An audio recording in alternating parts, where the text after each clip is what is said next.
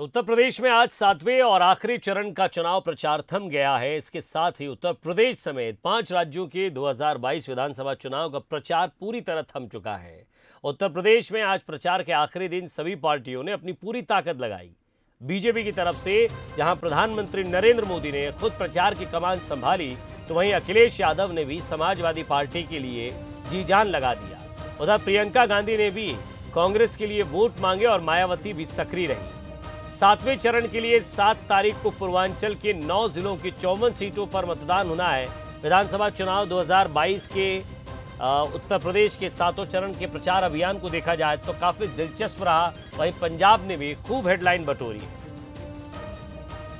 चलिए, और ज्यादा बातचीत के लिए हमारे 2 खास मेहमान हमारे साथ जुड़ रहे हैं। स्टूडियो से मेरे साथ एग्जीक्यूटिव एडिटर शैलेंद्र सिंह जी राजपूत जुड़ रहे हैं, तो उनके साथ ही लखनऊ से आलोक राय हमारे साथ जुड़ रहे हैं। शैलेंद्र जी, सबसे पहले तो 7 चरणों का चुनाव था, प्रचार का शोर खत्म हो गया, तमाम रैलियां खत्म, डोर टू डोर प्रदर्शन जरूर चल रहा होगा एक दूसरों का, लेकिन सवाल ये है कि इन 7 चरणों में चुनाव से पहले भी हमने बहुत कुछ देखा, बहुत कुछ रोचक हुआ, एक इवेंट की तरह ये रहे। हालांकि एक पॉलिटिकल इवेंट हमारे लिए जो है वो दिवाली की तरह होता है, चुनाव हमारे लिए भी वैसे ही एक त्यौहार की तरह होते हैं, लेकिन अब की बार मज़ा ज़रूर आया। मज़ा यानी कि बयानबाजी के साथ पार्टियों का अपना रुख, फिर किसी नेता का बहुत लास्ट में आना तो किसी का बहुत पहले आ जाना, प्रधानमंत्री को खुद रैलियों के लिए उतरना, एक लंबी कवायद रही इन 7 चरणों के चुनाव में, चाहे वो पंजाब में हो, चाहे वो उत्तर प्रदेश में। और खासकर उत्तर प्रदेश की इसलिए बात करेंगे क्योंकि उत्तर प्रदेश ने सबका ध्यान खींचा।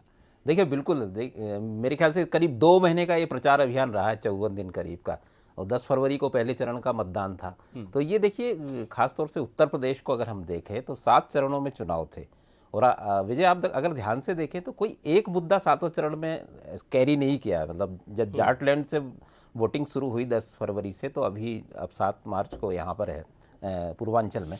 तो आप 7 चरणों में अगर आप ध्यान से देखेंगे तो 7 चरणों में मुद्दे बदलते रहे दोनों तरफ से। कोई एक नैरेटिव सेट नहीं हो पाया चुनाव का कि इस मुद्दे पर पूरे 7 चरण में। हालांकि एक कानून व्यवस्था का मुद्दा बीजेपी 7 चरण में बनाई रही। वहाँ अगर जाटलैंड से शुरू करें तो ध्रुवीकरण का मुद्दा था, किसानों का मुद्दा था, फिर पश्चिमी यूपी का ही दूसरे चरण में भी यही मुद्दे लगभग छाए रहे।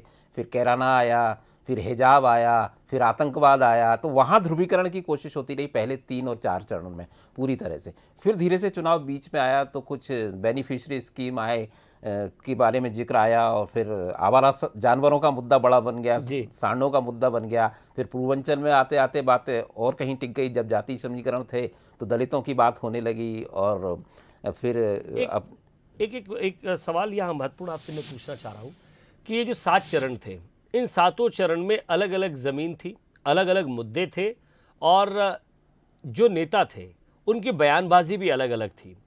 यहाँ इस चुनाव से अब की बार की अगर हम बात करें तो एक अलग ही फेस देखने को मिला है। ग्राउंड पर जो जितना मजबूत होगा उसकी बात उतनी ही मजबूती से पहुंचेगी। देखिए, अब ये मुद्दे अगर एक हावी नहीं हो पाए तो इसमें देखिए विजय, बहुत ध्यान से देखें, हम तो स्थानीय मुद्दे बड़े जोर करेंगे इस बार, क्योंकि जब नैरेटिव सेट नहीं हो पाया तो स्थानीय मुद्दों पे बात टिकी। स्थानीय मुद्दे और प्रत्याशी, ये बहुत महत्वपूर्ण होगा, क्योंकि ये अभी चुनाव किसी को समझ में, आखिरी तक भी समझ में आ नहीं रहा है कि किस तरफ जा रहा है। तो इसकी सीधी सी बात यही है कि स्थानीय मुद्दे हावी रहेंगे और प्रत्याशी हावी रहे। और देखिए, आप अगर शख्सियतों की बात करें, नेताओं की बात करें, तो पहले जब चुनाव प्रचार खासतौर से बीजेपी ने शुरू किया तो योगी आदित्यनाथ और नरेंद्र मोदी को बराबरी से प्रोजेक्ट किया गया, और अमित शाह ने वहाँ पर जमीन पर अपनी कमान संभाली। लेकिन धीरे धीरे जब बीच में चुनाव आया तो मोदी जी का इंटरफेरेंस, मतलब उपस्थिति बढ़ी, उनकी रैलियां बढ़ी, और आखिरी में आप पूर्वांचल में देखें तो पूरा मोदी सेंट्रिक चुनाव हो गया। बिल्कुल सही। तो जो सीएम को घेरने की कोशिश समाजवादी पार्टी कर रही थी 2-3 मुद्दों पर, खासतौर से ब्राह्मण और क्षत्रिय वाले मुद्दे पर, तो उसको काउंटर करने के लिए बीजेपी ने बहुत धीरे से योगी आदित्यनाथ को पीछे किया और मोदी को लेकर आए। तो ये बड़ी स्ट्रेटेजी आप पूरा देखेंगे तो बीजेपी वैसे भी चतुर पार्टी है। तो ये अभी वहीं अगर आप समाजवादी पार्टी को देखें तो अखिलेश यादव पूरी कमान संभाले रहे, लेकिन पश्चिमी यूपी में खासतौर से यादव लैंड में वो मुलायम सिंह को लेकर आए, फिर इधर ममता बनर्जी को लेकर आए काशी में, जयंत चौधरी हमेशा उनके साथ रहे पश्चिम में, फिर पूरब में भी आए। तो ऐसे ही आप कांग्रेस को देखिए, जब अमेठी में चुनाव थे तो राहुल आए, फिर काशी में भी राहुल आए, तो ये शख्सियतें भी उसके हिसाब से आना जाना करती रही। तो ये पूरा स्पेसिफिक चुनाव, अगर ये आगे के चुनावों में एक स्टडी जरूर बनेगा, प्रचार अभियान जो चला है, बहुत जो सेफोलॉजिस्ट है या जो चुनाव विश्लेषक हैं, तो उनके लिए ये बड़ा एक अध्ययन का विषय रहा है प्रचार अभियान। जी जी। आलोक से भी मैं जानना चाहूँगा, आलोक, प्रचार तो खत्म हो गया है, थोड़ा शोर कम हो रहा होगा यूपी में, लेकिन एक बात ज़रूर आपसे जानना चाहूँगा, क्योंकि अब तक मैं अपने करियर की बात करूँ और आप अपने भी करियर को शेयर ज़रूर कीजिएगा, और इस पर मैं शैलेंद्र जी का भी, आपका भी रुख चाहूँगा कि आपका भी जवाब हो।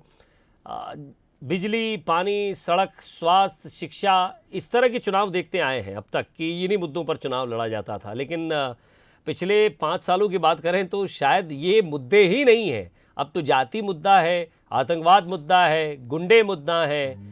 यहाँ अब आप कह देंगे कि हम अच्छी एजुकेशन देंगे, आपको उन्नत कृषि की तरफ ले जाएंगे, ये कोई सुनना नहीं चाहता। अब तो ये आप जातियों के बीच जाइए, सरकार को अब यही कोशिश, जो सत्ता में रहती है वो यही कोशिश करती है कि ज़्यादा से ज़्यादा ऐसा क्या बेनिफिट हो जिससे मैं ज़्यादा से ज़्यादा समूह तक पहुंच पाऊं। क्या लग रहा है आपको इस यूपी चुनाव में कि क्या वाकई जो मेन मुद्दे हैं, जिनकी ज़रूरत थी ज़मीन पर काम करने की, वो मुद्दे थोड़ा गायब रहे क्या?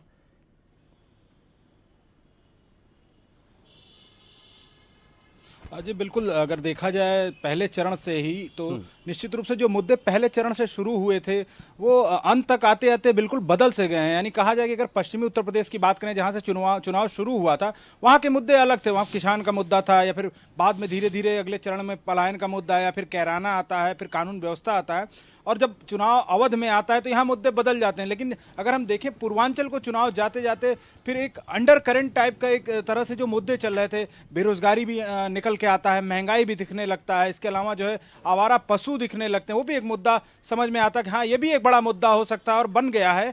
क्योंकि प्रधानमंत्री ने खुद उस मुद्दे का जिक्र किया और कहा कि इस बार अगर सरकार बनती है तो उसके बारे में कुछ किया जाएगा, ठोस काम किया जाएगा। तो कुल मिलाकर बिल्कुल सही बात है कि विकास जैसे मुद्दे पे चुनाव अब जो है लड़ना पार्टियां चाहती भी नहीं, और कहीं ना कहीं ऐसा लगता भी है कि जनता को ये बहुत अपील नहीं करता है, शायद इसीलिए क्योंकि इससे पोलराइजेशन होने की संभावना न के बराबर होती है। इसीलिए कहीं ना कहीं ऐसे मुद्दे पार्टियां लाती हैं, राजनेता लाते हैं, जिनसे कहीं ना कहीं ध्रुवीकरण हो, चाहे वो कानून व्यवस्था का हो, या फिर जात का मुद्दा हो, या फिर कुछ ऐसे मुद्दे हों जो लोगों को अपील करें और उनको उनके ऊपर एक तरह से जो है ना उनको अटैच करें, उनको जोड़ें एक खास विचारधारा से या एक खास पार्टी से, एक दल की तरफ या प्रत्याशी की तरफ। तो कुल मिलाकर इस बार मुद्दों का बड़ा एक शोध हो सकता है मुद्दों पर कि आखिर इस चुनाव में मुद्दे कौन कौन से रहे और कौन जो मुद्दे होने चाहिए थे, चाहे वो शिक्षा हो या अच्छी कानून व्यवस्था हो, विकास हो, अच्छा इंफ्रास्ट्रक्चर हो, या युवाओं को रोजगार हो। तमाम ऐसे बड़े मुद्दे हैं जो जिनकी जरूरत है यूपी में और जिनके लिए तमाम संभावनाएं हैं, लेकिन वो मुद्दे निश्चित रूप से शुरू होते ही गायब हो गए और उनकी जगह दूसरे मुद्दों ने ले ली। तो ये वाकई एक शोध का विषय हो सकता है कि आखिर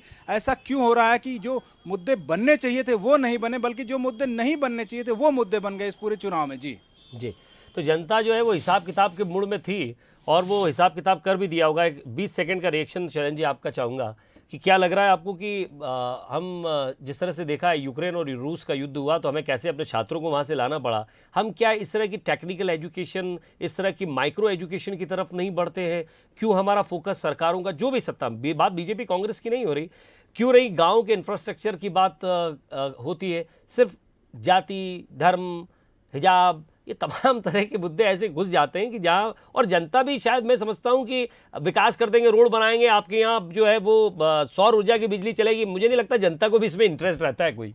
देखिए, अगर हम सिर्फ उत्तर प्रदेश की बात करें विजय, राष्ट्रीय फलक पर तो एक बात हो सकती है, लेकिन हम सिर्फ आज उत्तर प्रदेश की अगर बात करें तो थोड़ा सा हमको इतिहास में जाना पड़ेगा, उत्तर प्रदेश के राजनीतिक इतिहास में। 1989 में जब विश्वनाथ प्रताप सिंह ने मंडल वाली राजनीति शुरू की और उसी समय उसके बाद मायावती और मुलायम सिंह का उदय हुआ, तो वहाँ से उत्तर प्रदेश की राजनीति जाति समीकरणों में फंसी, और जब भावनात्मक जाति समीकरण से चीजें जुड़ जाती हैं तो फिर भावनात्मक मुद्दे हावी होते हैं। तो ये राजनीति वहाँ एमपी में देखते हैं, वहाँ से चंबल में बिल्कुल वहाँ से बिगड़ी राजनीति और अब इसका चरम है मेरे ख्याल से। लेकिन उम्मीद बाकी है। देखिए, ऐसा नहीं है कि आप जब नतीजे आएंगे तो आप पाएंगे, उनका विश्लेषण करेंगे तो जो बुनियादी मुद्दे वो जरूर राजनेताओं को भले ही लग सकता है, लेकिन जो मतदाता है वो समझदार है, और आप देखेंगे कि जो स्थानीय मुद्दे मैं जो बार बार बोल रहा हूँ वो जरूर असर करेंगे। पानी, बिजली और किसानों से जुड़े हुए मुद्दे, आवारा जानवर के मुद्दे, इन पर वोट जरूर पड़ा होगा। ये ऊपर प्रचार में हमको भले ही दिखता है, नेताओं को जरूर ये गलतफहमी इनकी दूर होगी 10 मार्च को। जी चलिए, क्योंकि बिजली का आपने बात कही तो बिजली का मुद्दा सुनाई भी दिया था। पहले बिजली जो है वो ईद पर आती थी, अब दिवाली पर भी आती है। तमाम तरह के हमने ये बयान ज़रूर सुने थे। खैर आलोक, आप भी नज़र बनाए रखिएगा। बहुत बहुत शुक्रिया हमारे साथ जुड़ने के लिए, और शैलेंद्र जी आपका भी बहुत बहुत शुक्रिया। तो हम अब जो है चुनाव में अब आप सीधे देखेंगे हम